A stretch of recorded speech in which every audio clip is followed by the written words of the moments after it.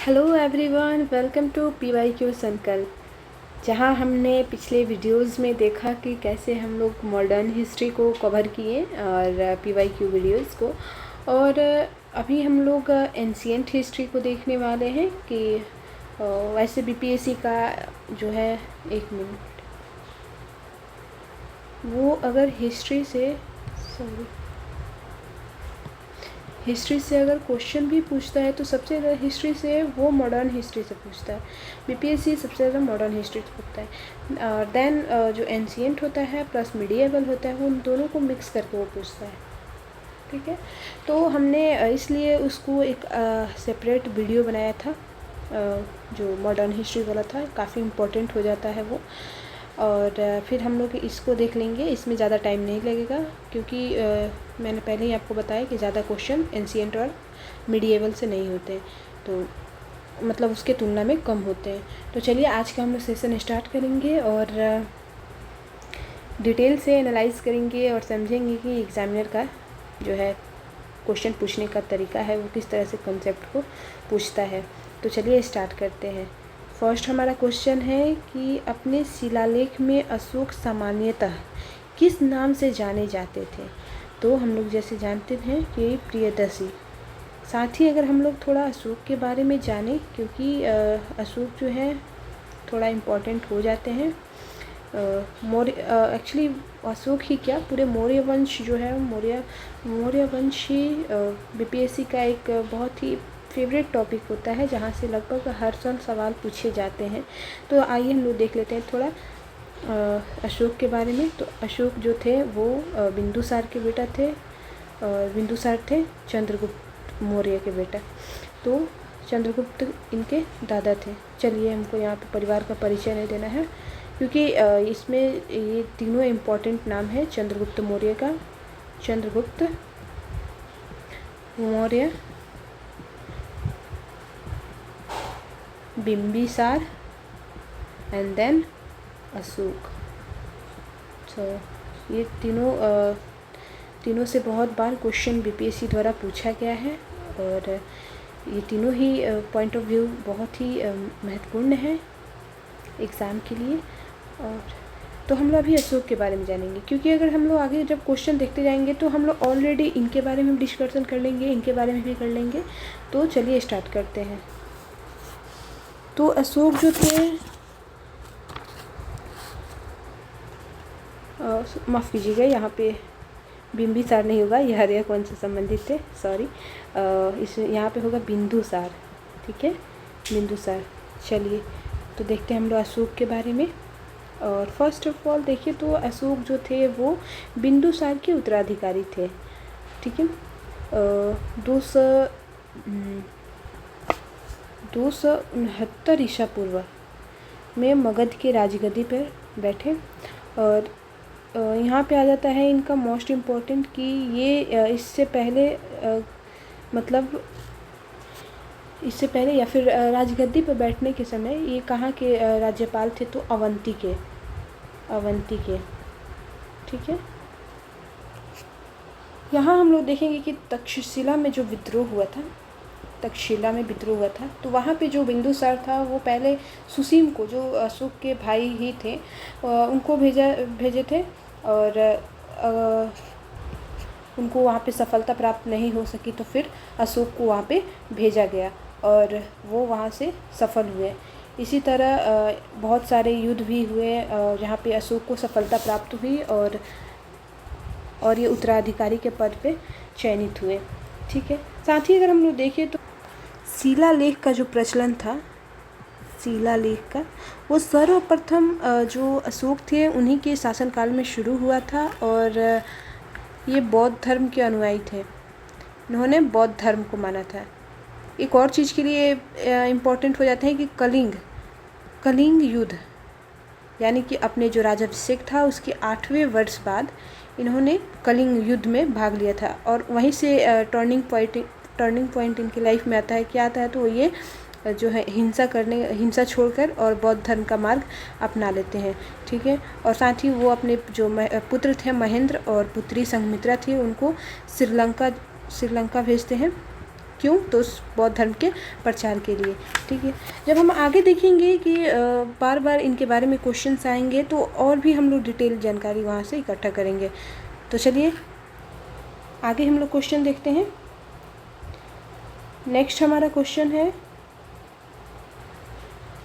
इनमें से कौन गुप्त काल में औषधि के क्षेत्र में कार्य के लिए जाने जाते हैं?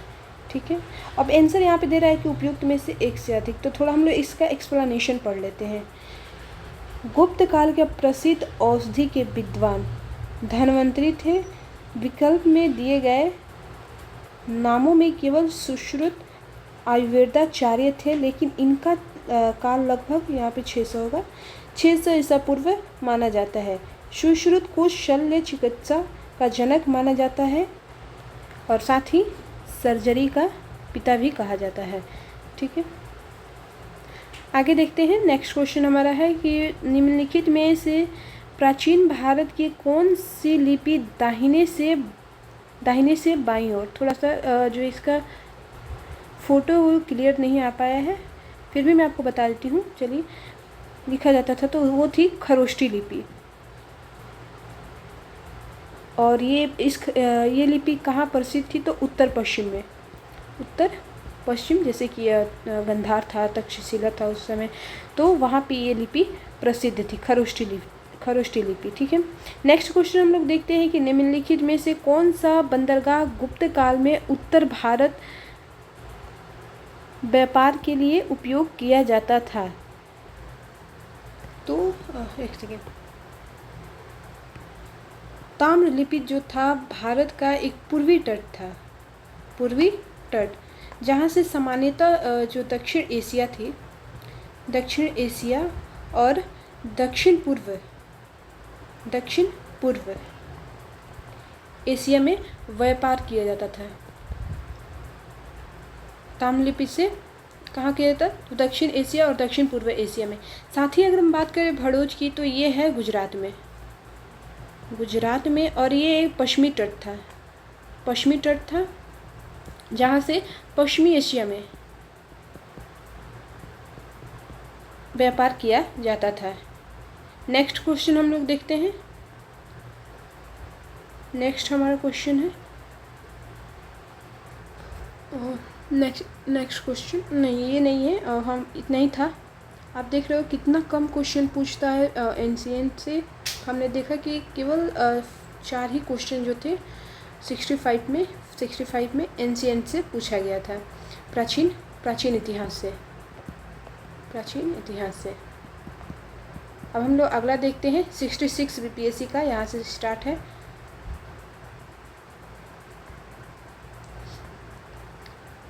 इसमें हम लोग देखें, निम्न में से किस हड़प्पन नगर में जूते हुए खेत के निशान मिले हैं? तो कालीबंगम में। तो कालीबंगम की बात करें तो ये राजस्थान में है। राजस्थान में घग्गर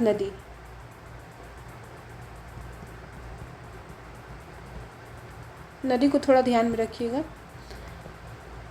देखिए, अब यहाँ से जुते हुए खेत के निशान मिले हैं, और साथ ही यहाँ से क्या मिली है? तो चूड़ियों के कारखाने, चूड़ियों कारखाने के साथ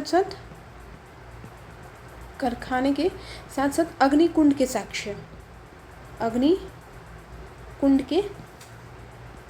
साक्ष्य। तो हो सकता है बाद में आप अगर कभी आपसे पूछना हो, या चाहे पूछा होगा इसमें कि अग्निकुंड के साक्ष्य जो हैं वो किस हड़प्पन नगर से प्राप्त हुए हैं? तो कालीबंगा। तो ऐसे इसके बारे में डिटेल से जानेंगे तो क्या होगा, हमारे लिए बहुत ही इजी हो जाएगा, क्योंकि हम इसके बारे में सिर्फ इसके क्वेश्चन नहीं, इसके और भी जो भी डायमेंशंस है जहाँ से क्वेश्चन बनते हैं उसके बारे में भी हम लोग पढ़ते हैं। तो नेक्स्ट हम लोग अगर किसी भी प्रकार से कोई क्वेश्चन पूछे तो हम लोग आसानी से उसको सॉल्व कर पाते हैं। नेक्स्ट अगर हम लोग देखें कि इसमें जो भी ये ऑप्शंस दिए हैं उसके बारे में भी हम लोग थोड़ा देख लेते हैं। धौलावीरा, बात करें धौलावीरा की, तो धौलावीरा कहाँ था? गुजरात में।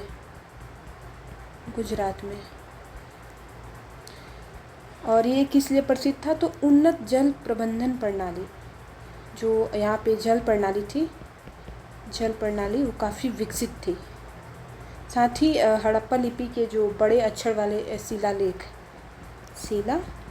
प्राप्त हुए हैं वो भी यहीं से धौलावीरा से प्राप्त हुए हैं। अब देखते हैं मोहनजोदड़ो। तो मोहनजोदड़ो को सिंधु घाटी सभ्यता का सबसे बड़ा स्थल माना जाता है। बड़ा स्थल, सबसे बड़ा स्थल ये होता है।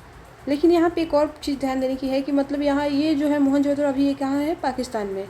ठीक है, तो ये पाकिस्तान में है। तो अगर आपसे पूछते कि भारत में हड़प्पा का सबसे बड़ा स्थल कौन है, तो राखीगढ़ी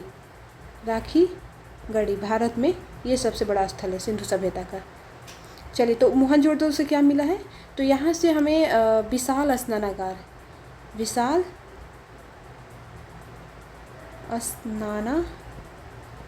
और साथ ही शायद यहाँ पे अन्ननागार भी मिले हैं। ठीक है, दोनों ये मिला है मोहनजोदड़ो से।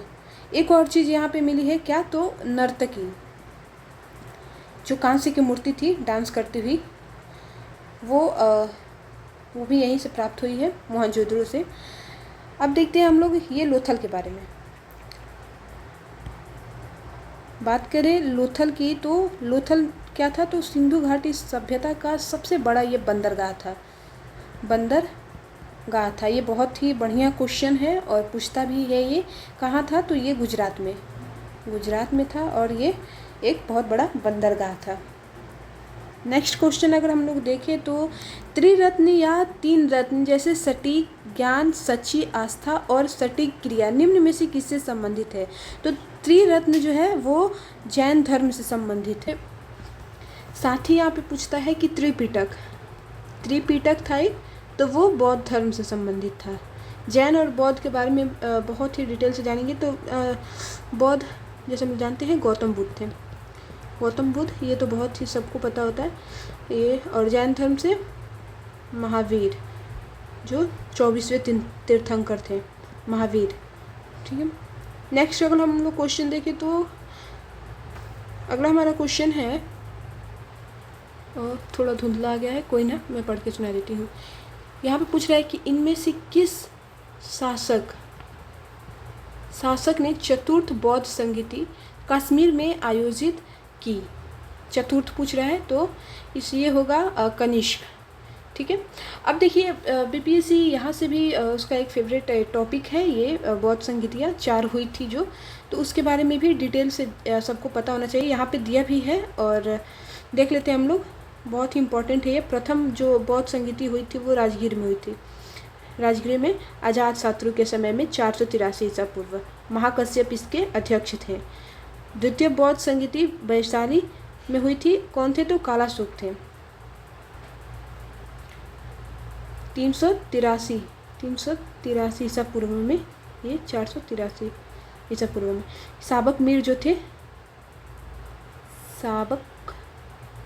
साबक मीर जो थे वो इसके अध्यक्ष थे। तृतीय बौद्ध संगीति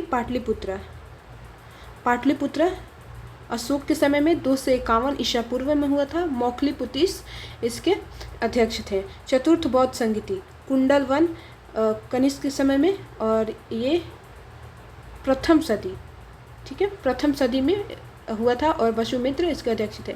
अब यहाँ पे एक और क्वेश्चन आपसे पूछ लेता है कि निम्नलिखित में से कौन सा ऐसा जो बौद्ध संगीति था जो बिहार में आयोजित नहीं हुआ था। तो 3 तो हम लोगों ने देखा कि कौन कौन सा, तो राजगीर और वैशाली,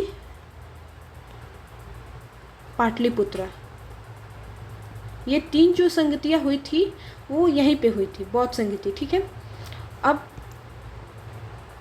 यहाँ पे पूछेगा आपसे कि कौन सा बिहार में नहीं होता, ये पूछा हुआ क्वेश्चन है बीपीएससी का, तो आगे हम लोग देखेंगे भी इसके बारे में।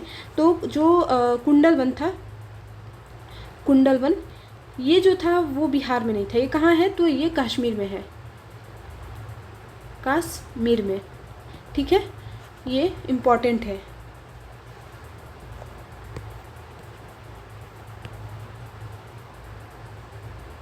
ठीक है, ये इम्पॉर्टेंट है और इसको ये क्वेश्चन पूछा हुआ है बीपीएससी में।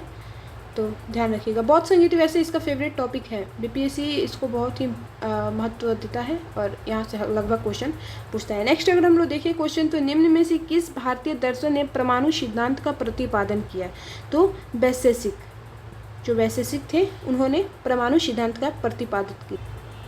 थोड़ा हम लोग इसको देख लेते हैं यहाँ पे, एक मिनट। परमाणु दर्शन के सिद्धांत वैशेषिक दर्शन के कर्नाड द्वारा प्रतिपादित किया गया था।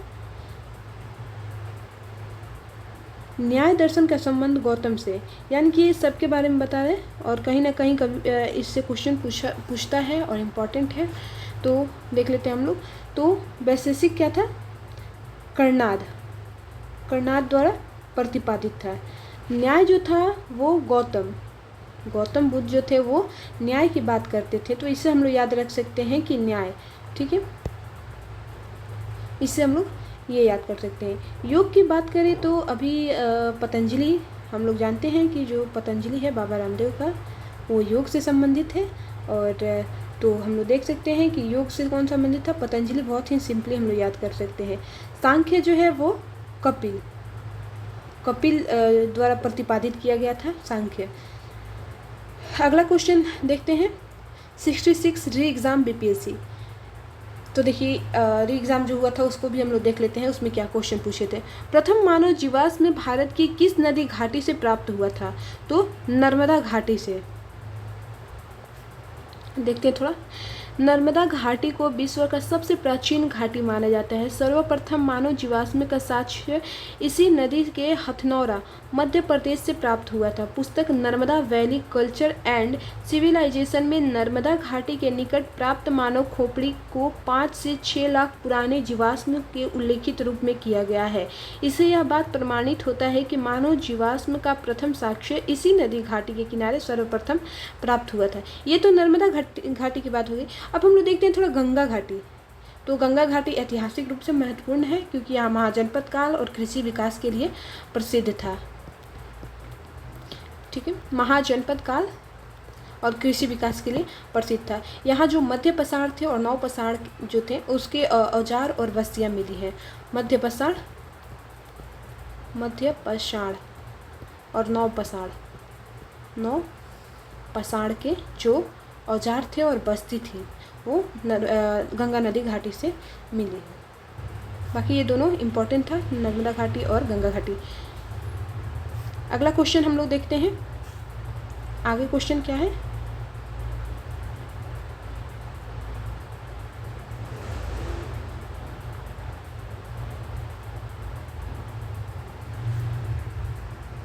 और 40 के बाद 41, हाँ थोड़ा इधर आ गया है, 41 ये है। अभी क्या है कि मैं बुक से ही क्वेश्चन को एनालाइज करा रही हूँ, तो थोड़ा सा प्रॉब्लम यही आ रहा है। ठीक है, कोई ना, हम लोग देख लेते हैं, हम लोग को क्वेश्चन से मतलब है, बाकी सब तो रिपीट ही रहता है हमेशा। और उसके बाद ये है, भारत में पहले साम्राज्य की स्थापना किस शासक द्वारा की गई थी? पहले साम्राज्य की बात कर रहा है, चंद्रगुप्त मौर्य, ठीक है, चंद्रगुप्त मौर्य, मौर्य वंश। मैंने बताया आपको कि 65 में अभी हम लोगों ने देखा तुरंत अशोक के बारे में दिया था, ठीक है। अब यहाँ पे दे दिया है ये चंद्रगुप्त मौर्य के बारे में कि पहले जो साम्राज्य था, साम्राज्य का स्थापना किसके समय में हुआ था? चंद्रगुप्त मौर्य के समय में। किसकी सहायता से? तो इनके गुरु थे कौटिल्य,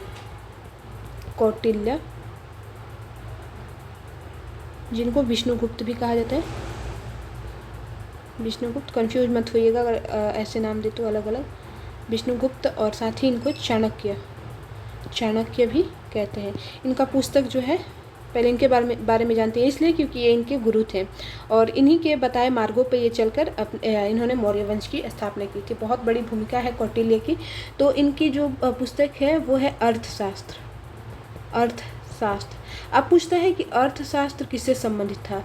तो ये अर्थशास्त्र जो था वो अर्थव्यवस्था से संबंधित नहीं था, बल्कि ये राजनीति पुस्तक था। राजनीति के बारे में इस पुस्तक में चर्चा थी।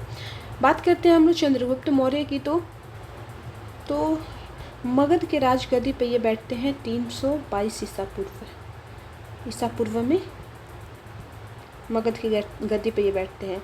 सेल्युकस जो सिकंदर का आक्रमण था भारत में, वो तो हुआ था नंद वंश के काल में, जो धनानंद था उस समय, उसी समय में। पर इसको हराने में मुख्य भूमिका और इसको भारत में ना प्रवेश करने देने में मुख्य भूमिका कौटिल्य और चंद्रगुप्त मौर्य की थी।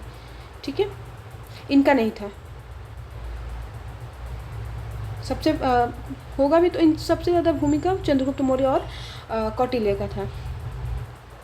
साथ ही इन्होंने जो सेल्युकस निकेटर था, एक मिनट इसको साफ कर,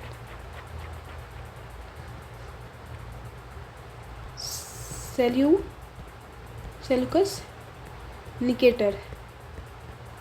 निकेटर को हराए थे, जिसके बाद इनकी पुत्री से चंद्रगुप्त मौर्य ने विवाह कर लिया था।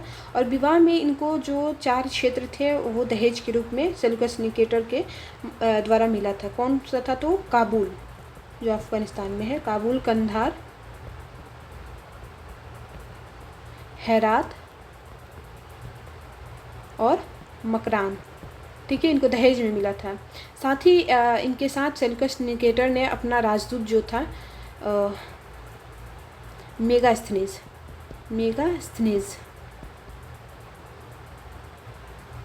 उसको चंद्रगुप्त मौर्य के दरबार में भेजा।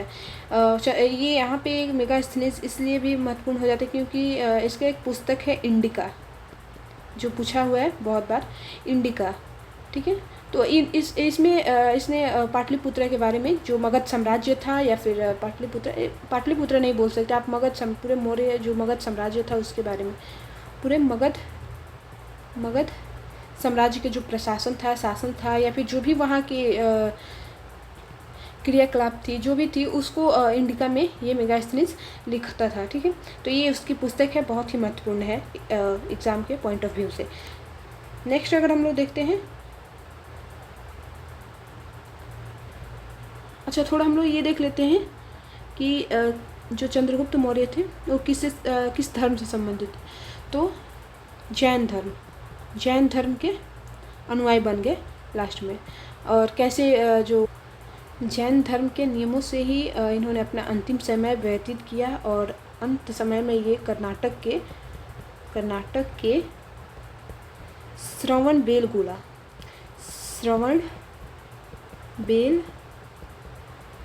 में उपवास पे बैठे और वहाँ इन्होंने अंतिम सांस ली। नेक्स्ट अगर हम लोग देखें, अभी हम लोग ने चंद्रगुप्त के ये अशोक के बारे में भी पढ़ा था, बात करते हैं थोड़ा कनिष्क के। तो कनिष्क जो था कुषाण वंश से संबंधित है।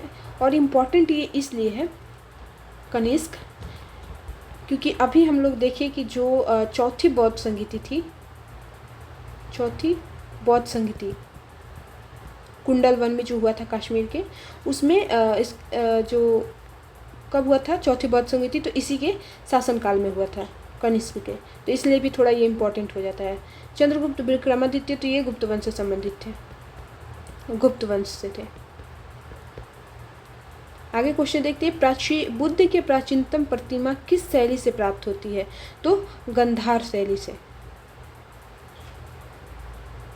गंधार शैली हिंद यूनानी कला की शैली के नाम से भी जाना जाता है। ठीक है, भरहुत और सांची में कनिष्क द्वारा निर्मित स्तूप गंधार कला के उदाहरण है। ठीक है, नेक्स्ट क्वेश्चन देखिए कि किस अभिलेख में कलिंग विजय का वर्णन है, तो इनमें से कोई नहीं। 13वें जो शिलालेख था अशोक का, 13वें शिलालेख, उसमें जो है कलिंग युद्ध की चर्चा की गई थी। 261 ईसा पूर्व में लड़ा गया था, और यहीं से अशोक अपने नए जीवन की शुरुआत करते हैं, यानी कि वो हिंसा को बिल्कुल त्याग कर बौद्ध धर्म के मार्ग को अपनाते हैं। तो ये रहा हमारा जो 65, ये हमारा था 65, हाँ 66 और 66 री एग्ज़ाम, ठीक है। तो हमने ये देखा 2, आज हम लोग देख लिए 2 क्वेश्चन। ऐसे ही हम लोग आगे भी डिस्कशन करने वाले हैं, क्योंकि हम लोगों ने अपना जो मॉडर्न वाला है आधुनिक भारत को हम लोग कंप्लीट कर लिए हैं। अभी हम लोग लगे हैं प्राचीन में। प्राचीन ख़त्म करते ही हम लोग स्टार्ट करेंगे मध्यकालीन भारत का, और हम लोग इसको कंप्लीट करने के बाद फिर दूसरा हम लोग स्टार्ट करेंगे। हिस्ट्री इसलिए इम्पॉर्टेंट बन जाता है क्योंकि बीपीएससी का 30 क्वेश्चन यहाँ से आता है, ठीक है। तो ये भी इम्पॉर्टेंट एक रोल प्ले करता है उसमें। बिहार स्पेशल भी है, वो भी है। तो हम लोग सब देखेंगे एक एक करके, क्योंकि हमारे चैनल का नाम ही है बीपीएससी PYQ संकल्प। तो हम लोग यहाँ पे अपने संकल्प को पूरा करेंगे। तो कैसा लगा आप लोग को ये डिस्कशन, ज़रूर बताइएगा। Thank you so much. अगर आप लोग को वीडियो पसंद आए तो वीडियो को लाइक करें, सब्सक्राइब और इसको ज़्यादा से ज़्यादा शेयर करें। Thank you so much.